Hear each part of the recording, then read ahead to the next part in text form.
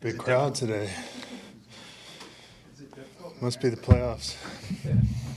Is it difficult preparing for a team that you just played, or do you feel like you kind of just did some of the legwork already? You definitely feel like you've got some things that maybe you didn't get to that you still like, so you can be kind of a little bit ahead of the preparation process in some areas, but you've got a little more inventory, a little more knowledge of kind of how they attacked you the first time, but you never know if that's going to be kind of their same mindset. Sorry, had to change hats. I had the wrong brand, and I'm going to get in trouble with the league. So tried to rush, not be late for you guys, but all right.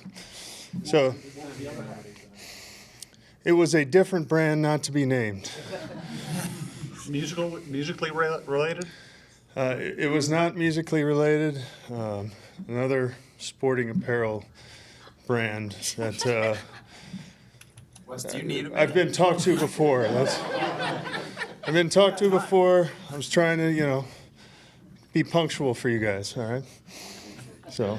Carly, do we get some oxygen up here? We'll just go straight to questions. Wes, Yeah. what did you think of just the work the offensive line got in Chicago, just that starting group together?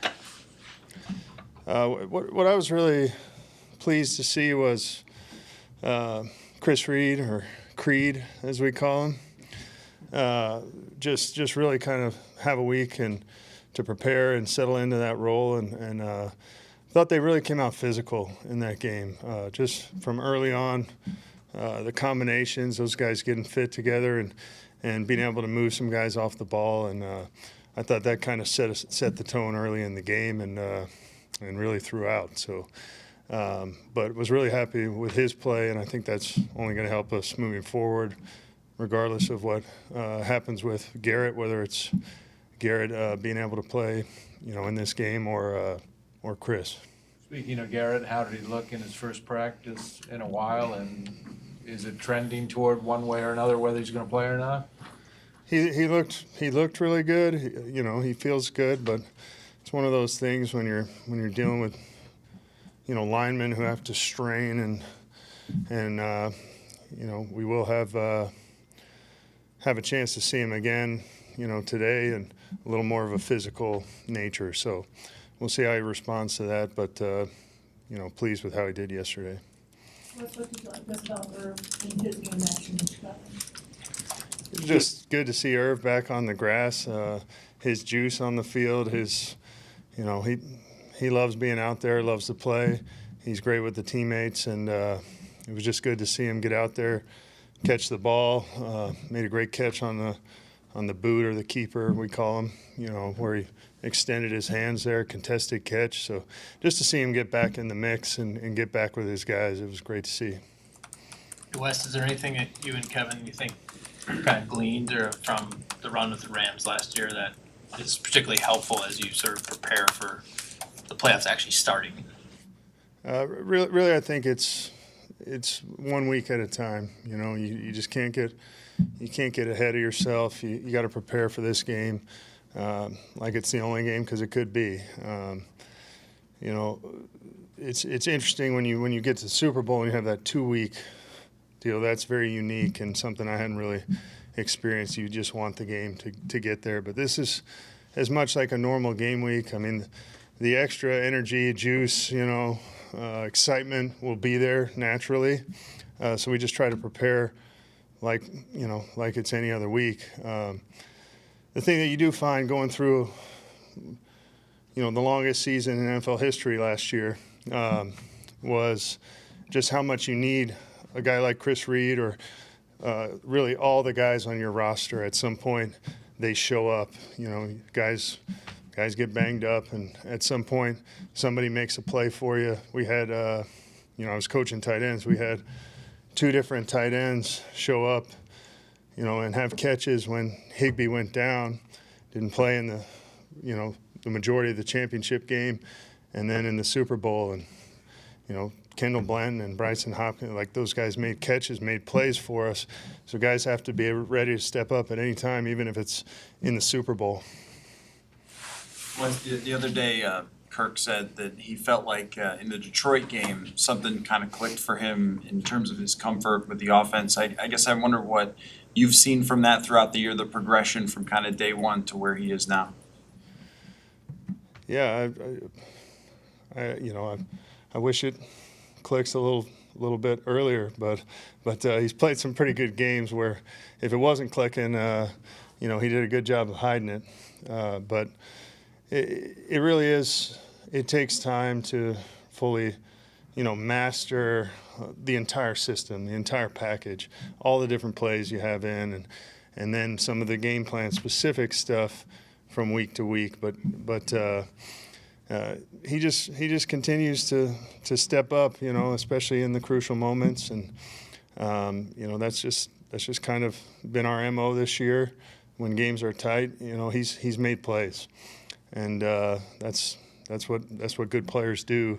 They step up at the biggest moments, and he's done that for us, and it's a big reason why we're here, huge reason why we're here in the playoffs right now. But it's going to be a challenge against this defense, just like it was before. I think they pressured us 50% of the time, bringing 5 or more.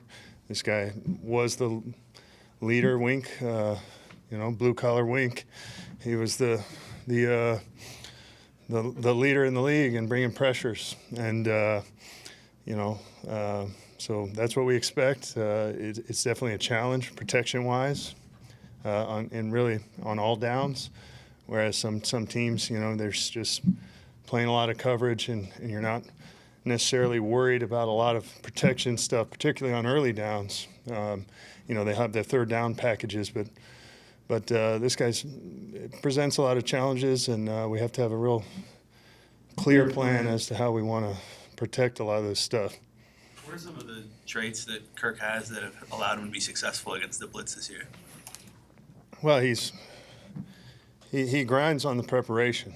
I mean, that's the biggest thing is you've got to kind of own it before you go into it.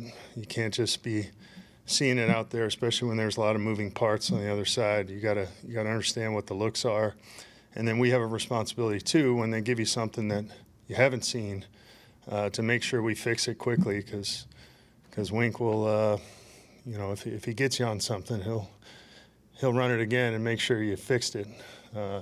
So we've got a responsibility to make sure that if there is an issue, we get it corrected as quickly as possible. How big a concern is Dexter Lawrence up front for them? He's a great player. You saw it in our first game with them. He in my mind, one of the top guys in the league, top 5 at that position. He's a concern, certainly a concern. But you try to, when you can, you try to build in, the guard help with the center, or the center helping with the guard, vice versa. But he's going to have his moments where someone's going to have to block him one-on-one, and just with the nature of how they align in the fronts, and we got to be able to hold up against him. But it's a big challenge. What's Justin Jefferson been like this week? First playoff game. How fired up is he and all that? He's been locked in. I mean, he's just been a guy. These moments, not too big for him. I don't really think any moment's too big for him. He's ready to go out and perform, and hopefully we give him enough opportunities to make a difference, make an impact.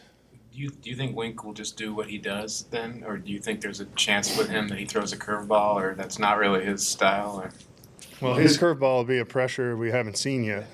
I mean, I feel like he's got a book about this big, and he just pulls out sheets and decides which ones. They know how to attack protections. They study the protections. They understand how to keep the back in. Even if it's not a free guy always. Times where they can keep the back in and not allow him to be out in coverage. In the coverage aspect of it. So he's really good at what he does, and he will have something we haven't seen, or we'll protect something maybe that we have seen, and then he'll have the complement to it. You get the call right, and you get it where you want, and you pick it up, and then he'll show you that same look again, and then it comes from the other side. So he's going to have something for us, and but we got something for him too. So Are you tempted to show him something you haven't shown him on tape, kind of push yourselves, or do you want to stick to what worked given the stakes of the game? Well, I think you have such an inventory, really in our playbook, and it's not as big as his blitz playbook, but we've got an inventory, enough of an inventory to where we feel like we have enough things to attack, what they've presented, and it's that little bit of a chess match, and if he stops it, then we've got to go to the next thing and try something else, but we feel like we have a tight plan so far.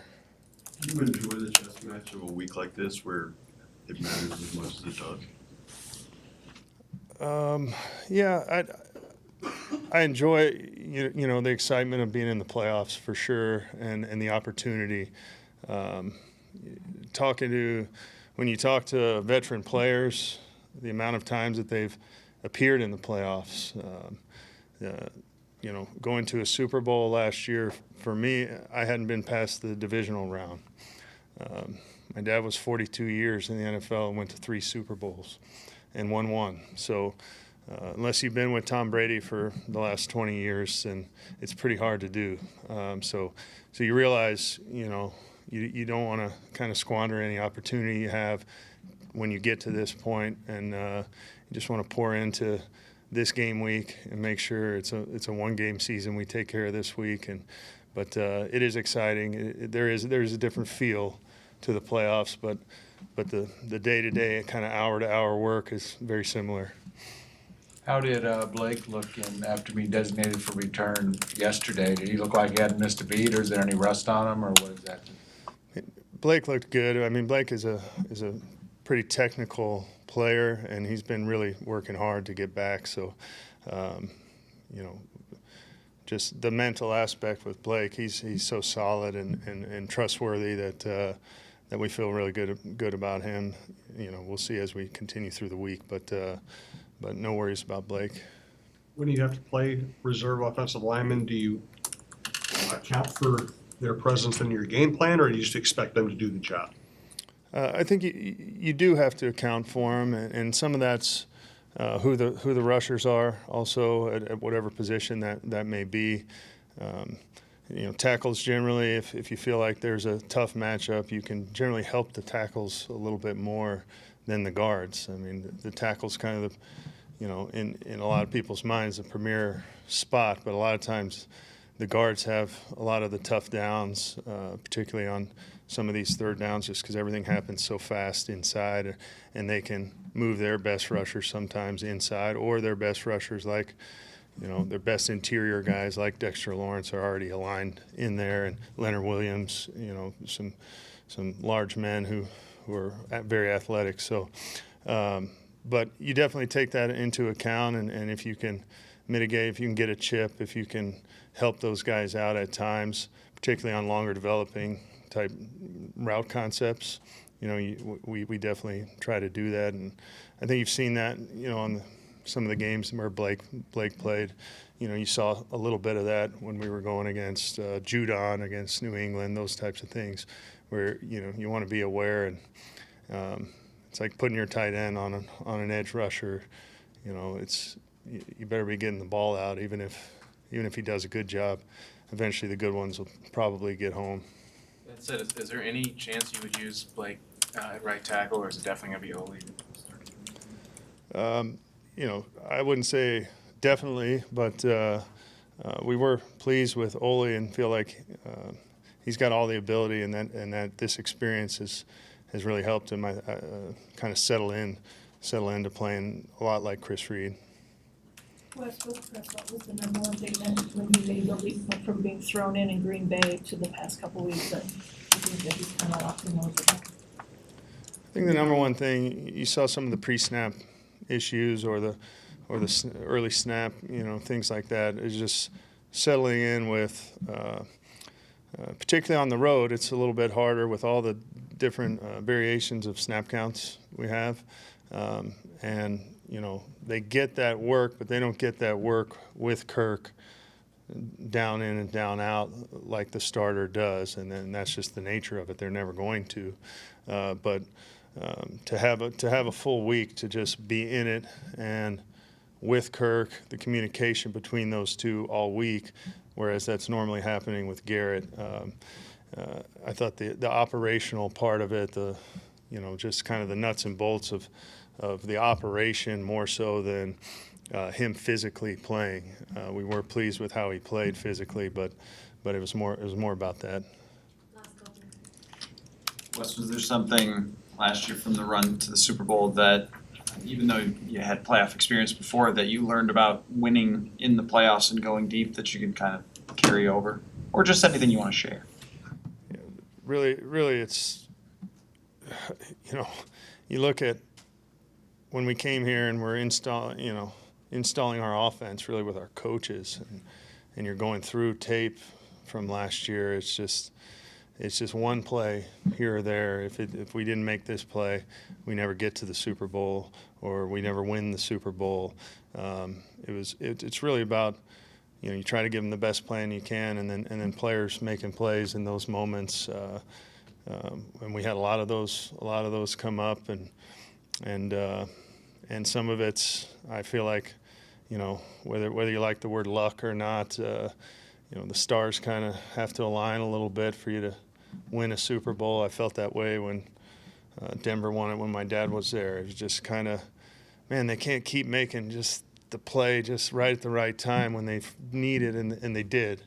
And that's kind of how it felt last year. So it takes a little bit of that, but it's preparation 1 week at a time, and don't get ahead of ourselves. Let's focus on the Giants and pour into them. Thanks, everyone. We'll add right on. Thanks. Thank you.